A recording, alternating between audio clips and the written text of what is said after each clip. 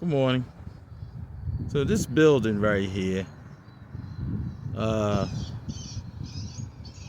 don't know if you can hear it, but there are animal sounds coming out of it. I'm trying to be a little quiet so you can hear it. I don't know if you can. It's early in the morning.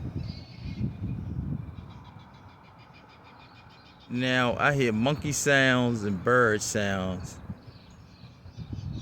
I ain't heard no lions or tigers or bears. But I'm really kind of unsure why there are animal sounds coming out this building. Now I don't know if where you know a place or have heard of a place where the animal sounds. Now it stopped. So it must be on some kind of loop or some kind of tape.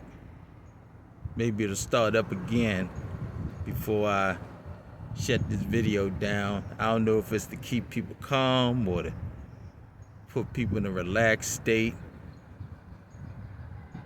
I just thought that was interesting. If you know of a building that does that where you live, let me know.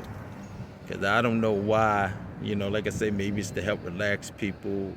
Sounds of the jungle, sounds of animals, birds, exotic animals. I don't know. Just thought that was interesting. Have a nice day. It's starting again.